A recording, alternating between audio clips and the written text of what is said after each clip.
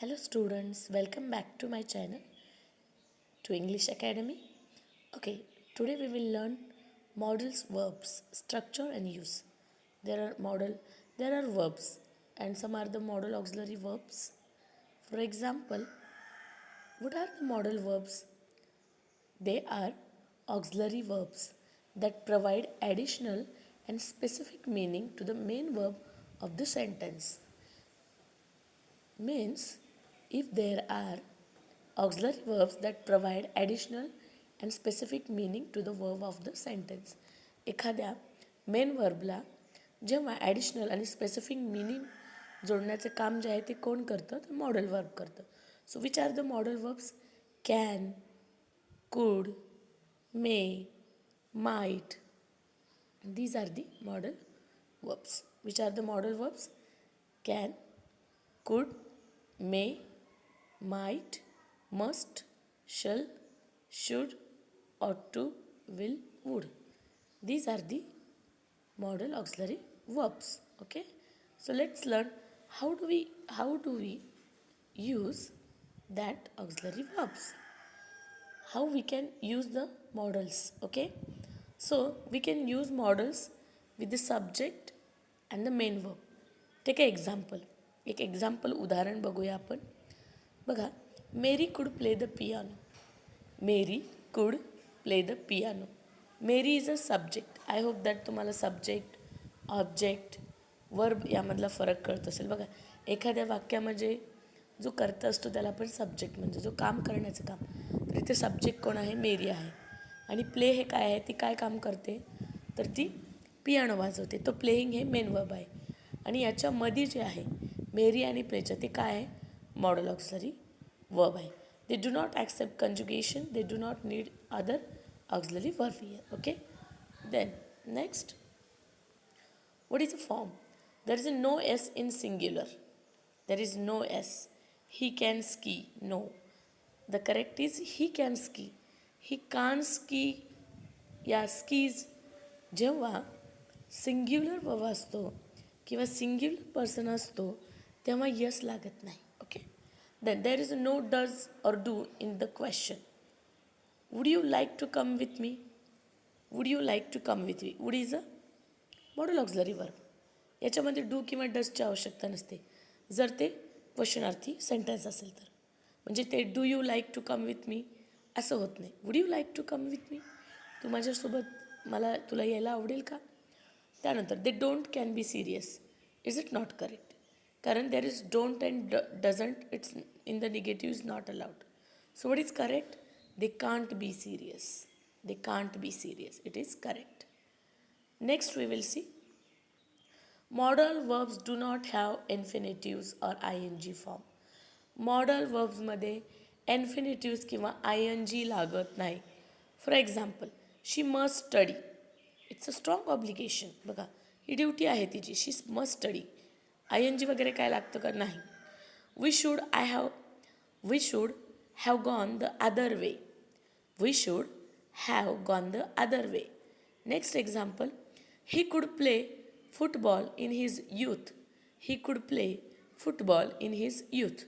Okay. म्हणजे इथे infinitives किंवा आय एन जी लागत नाही. Next, model verbs do not have all the tenses. Model verb हा ऑल टेन्सेसमध्ये ॲप्लिकेबल होत नाही. Model verbs use other verb to complete the tense. कारण मॉडल वर्ब्स हा अदर वर्बला सेंटेन्स कंप्लीट करण्यासाठी हेल्प करत असतात. Let's see. Can is completed with the able to. एखादी गोष्ट करायला आपण एबल आहेत हे सांगण्यासाठी आपण कॅन यूज करतो. Must is completed with the have to. तुला हे केलंच पाहिजे. कंपल्शन असेल तर मस्ट त्याला मदत करत असतं. Let's see the some example. They can play the piano. Can is compulsion. There is a ability. They able. Then they will be able to play the piano in the future. You must come early. You had to come early yesterday. Now, let's see next.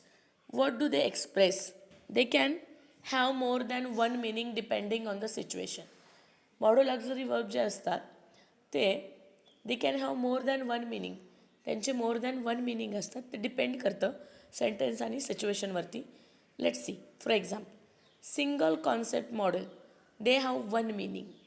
Then double concept model, they have two meaning. And model in past, they are used to express situation in the past. Okay. Let's see some example of it. What are the categories of models?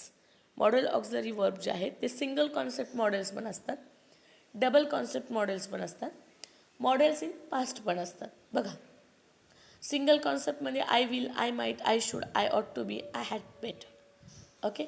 त्यानंतर double कॉन्सेप्टमध्ये may, must, would, shall, could, can. Modals in past would have, could have, might have, should have, may have, must have. Okay. Next we will see what is a single concept of modal auxiliary verb. बघा आता, modal auxiliary will आहे, modal auxiliary verb will आहे. फ्युचरमध्ये ते कसं होतं, future टेन्समध्ये Joe will travel to N Y next week, New York. N Y in the sense New York. Joe will travel to New York next week. Then might. Might means small probability. Okay. Now what is the example of it? I might move to Canada someday. I might move to Canada someday. त्यानंतर येईल should.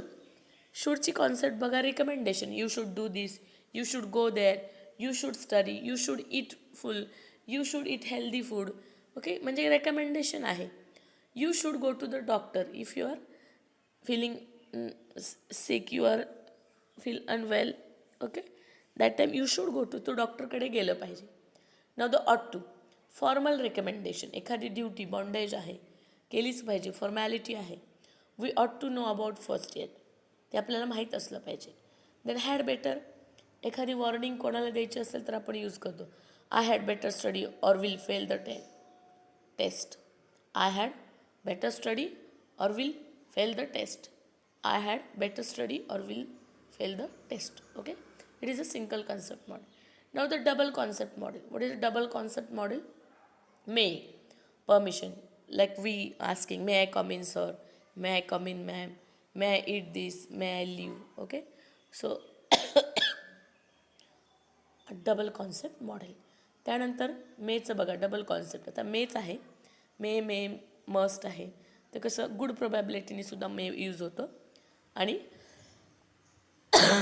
परमिशननी सुद्धा use होतो. आता मेचा good प्रोबॅबिलिटीमध्ये उपयोग कसा होतो बघा. We may visit Mexico दिस समर. कदाचित आम्ही या समरमध्ये मेक्सिकोला भेट देऊ. आणि पहिल्या वाक्यामध्ये मी कसं यूज केलं आहे, मे आय कम इन सर, का मी आत येऊ शकतो की परमिशन घेण्यासाठी. आणि दुसऱ्या वाक्यामध्ये गुड प्रोबॅबिलिटी आहे की शक्यता तो सांगत आहे कदाचित आम्ही मेक्सिकोला जाऊ. त्यानंतर must, responsibility. Responsibility must, everyone must pay tax, प्रत्येकाने कर भरलाच पाहिजे. त्यानंतर डबल काय कॉन्सेप्ट आहे बघा, मस्ट दुसऱ्या वेळेस अझम्पशन पण करू शकतो ना. She didn't arrive, she must be sick, ती आली नाही म्हणजे कदाचित ती आजारी असेल, म्हणजे शक्यता आपण दर्शवतो, म्हणजे double concept. Okay. Would, would past use to, would past use to. Okay.